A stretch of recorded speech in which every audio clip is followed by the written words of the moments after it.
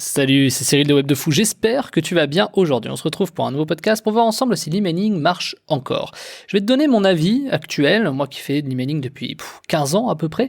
Je vais te donner mon avis sur tout ça, est-ce que je continue à exploiter, comment je fais, est-ce que c'est pertinent, bref, je vais te parler de tout ça. Avant ça, cette semaine, si tu l'as pas vu, il y a le pack emailing de fou qui est dispo. Le pack emailing de fou, c'est 3 formations en une pour t'apprendre l'emailing. On a 1000 emails par jour pour t'apprendre à avoir 1000 emails par jour gratuitement. Je veux dire, tu vas avoir vraiment 1000 emails par jour d'ici ce soir, d'ici demain, ça va te permettre d'y arriver.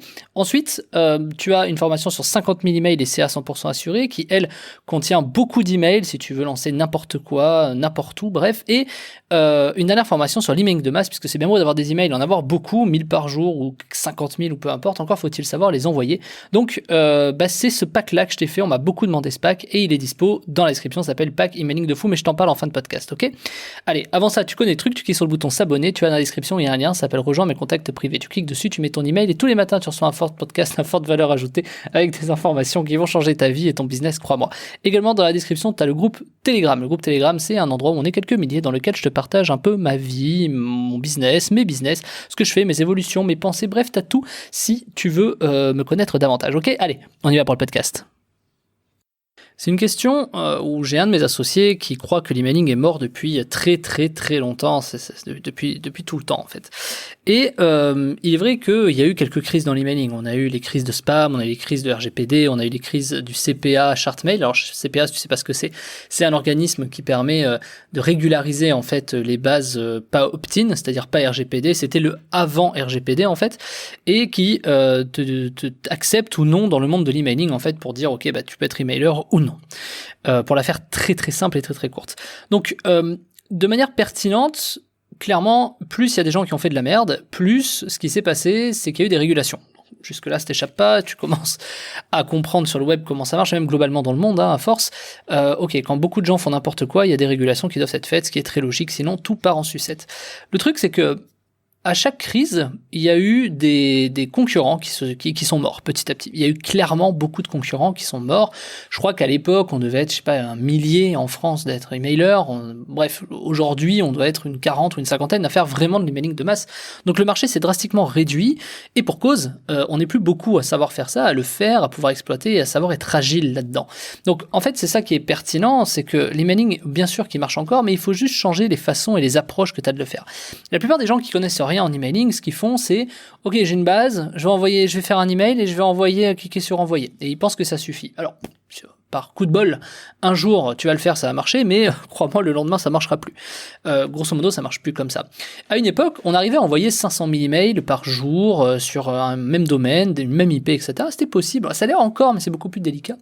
Et clairement, ça marchait plus. Donc, ce qu'on fait aujourd'hui, c'est clairement, on shoot par petits paquets. C'est-à-dire, on prend des grosses bases, on les envoie par petits paquets. Mais là encore, ça ne suffit pas, puisque, c'est bien beau, mais encore faut-il savoir ce qu'il y a dans la base, d'où ça vient, etc. Il y a des taux, c'est-à-dire, est-ce que ça a beaucoup ouvert, beaucoup cliqué, est-ce qu'il y a beaucoup de gens qui se sont désabonnés, est-ce qu'il y a eu beaucoup de mise en spam, puisque oui, depuis des années, maintenant, ce qui se passe, c'est que, on facilite la mise en spam. C'est-à-dire que les Gmail, les Orange, etc. font en sorte que, t'aies un gros bouton pour dire signaler en spam, et donc, je sais pas, moi, le premier sur Web de Fou, alors que tout le monde s'inscrit de manière opt-in chez moi, c'est-à-dire tout le monde sur Web de Fou, soit a été confronté à ma pub, soit m'a trouvé sur YouTube, soit sur Apple Podcast, des gens se sont inscrits, tu t'es inscrit de toute façon chez moi, et il y a quand même des gens qui arrivent à te mettre en indésirable parce que je sais pas, soit pour te faire chier, soit pour dire je sais pas ce que c'est ce machin, tu vois, ils sont peut-être inscrits en pensant faire un truc et finalement ils avaient oublié. Bon, ça arrive. Donc évidemment, on peut pas blacklister tout le monde qui te met en spam. Je m'explique. C'est-à-dire que c'est pas parce que t'as un mec qui va te mettre en mise en indésirable que c'est la fin de ton truc. Bien sûr que non. Et c'est là où les algorithmes sont intelligents, c'est que finalement, il faut quand même qu'il y ait une succession de personnes en un laps de temps court avec des statistiques moindres qui font que tu vas te faire défoncer ou non. Tu vois, ça paraît logique, mais je le dis quand même. C'est pas forcément logique de manière immédiate.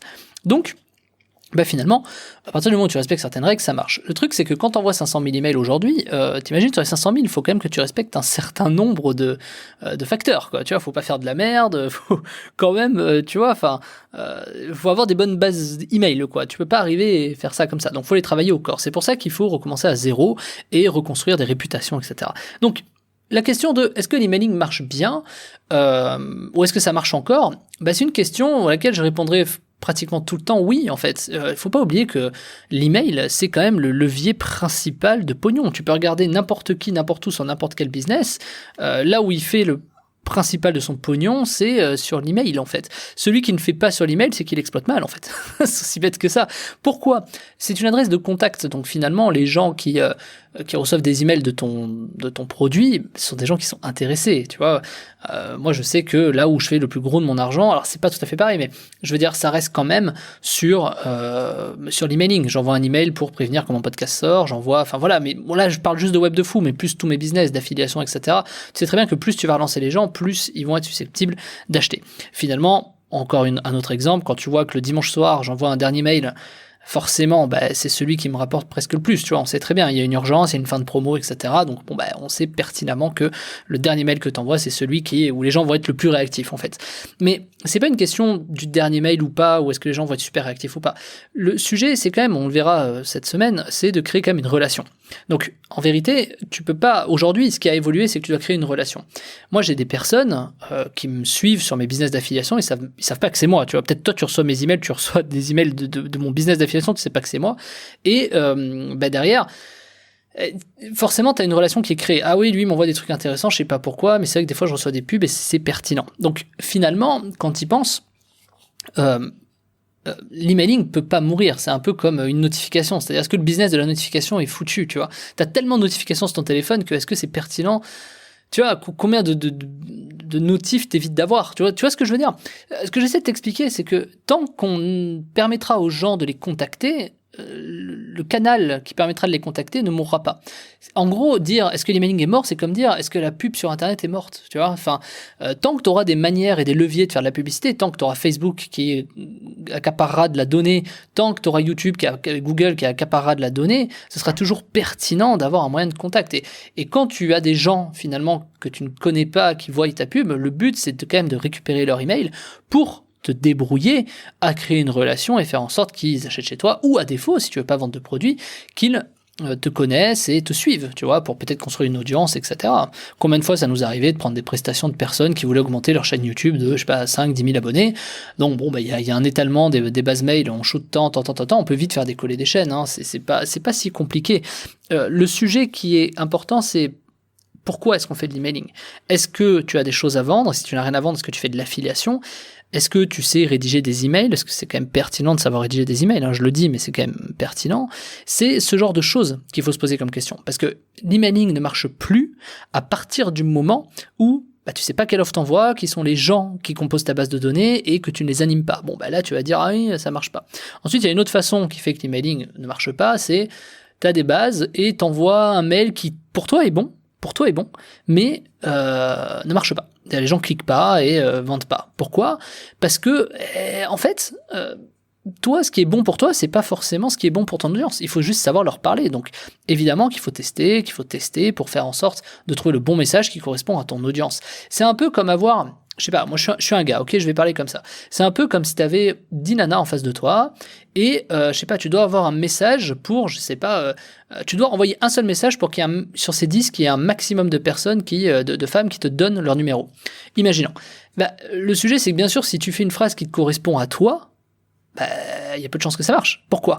Parce que les 10 femmes en face, elles ont envie d'autre chose. Elles ont envie d'un certain message, elles ont envie de certaines choses, de faire jouer certaines émotions, etc. Et elles n'ont pas envie d'entendre ce que toi, t'as envie d'entendre. Tu vois, c'est bête, mais voilà. Donc finalement, imagine 10 femmes en face de toi, si tu devais lancer un message, comment tu ferais pour qu'il y ait un maximum de femmes qui te donnent son numéro, tu vois ? Tu pourrais user de hacks qui fassent en sorte que, obligatoirement, elles donnent leur numéro de téléphone, tu vois, pour, je sais pas, faire jouer sur une sorte de survie. Donne-moi ton numéro de téléphone, au cas où, parce que je vais traverser la route et je veux absolument avoir... Tu vois, j'en sais rien, tu peux trouver 10 000 idées pour te dire que, en fait, c'est la logique que tu dois comprendre la logique en face pour faire cliquer les gens. Et donc les faire acheter. Si tu te dis, ok, moi, je pense qu'une nana, elle veut juste avoir un mec pour construire sa vie, je veux dire, le message que tu vas envoyer aux 10 nanas, crois-moi, tu vas avoir 0 numéro de téléphone sur les 10, quoi, tu vois. Après, si tu arrives à trouver des bonnes émotions et des choses pertinentes, là, à partir de là, tu peux leur demander quelque chose. Là où elles n'ont pas le choix de donner leur numéro de téléphone. Ça peut être c'est comme ça que les jeux concours sont nés. Écoute, si tu donnes ton numéro de téléphone, là, vous êtes 10. Vous avez une chance sur 10, vous avez 10% de chance de remporter 10 000 euros, parce que moi je mets 10 000 euros en gain. Est-ce que vous êtes prête à jouer? Là, tu peux avoir les 10 000 euros, les 10 numéros de téléphone. C'est bête, on est d'accord, c'est bête. Je te dis pas de faire ça, mais regarde la logique. Contrairement à moi je vais t'apporter la sécurité, je sais pas quoi. Tu vois la différence? Et ce que j'essaie de t'expliquer, c'est que finalement, avoir le message, c'est le plus facile, c'est pas le plus compliqué. Ce qui est le plus compliqué, c'est de capter les emails, et ce qui est le plus compliqué, c'est de les envoyer. Et c'est pour ça que je t'ai fait le pack cette semaine, le pack qui s'appelle Pack Emailing de fou. Puisque dans le pack, je t'apprends à récupérer 1000 emails par jour. Alors écoute-moi bien, je t'apprends pas à récupérer 1000 emails par jour dans le sens où tu les as pas et je vais t'apprendre à faire 1000 emails par jour. C'est pas ça. C'est, je vais te donner un endroit, un setup et des choses qui vont tout de suite te permettre d'avoir 1000 emails par jour. Sans pub, zéro, gratuitement, il n'y a pas de problème. C'est-à-dire, tu vas les avoir, je vais te montrer la technique que j'utilise pour récupérer 1000 emails par jour et tu vas pouvoir récupérer 1000 emails pour toi, mais tout de suite, maintenant. Tu vas pas attendre 10 ans, 10 mois, 10 semaines, tout de suite.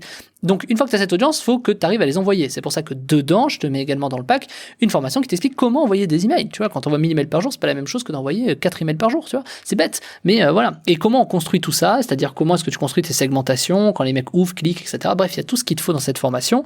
Enfin, dans ce pack qui s'appelle Pack Emailing de fou.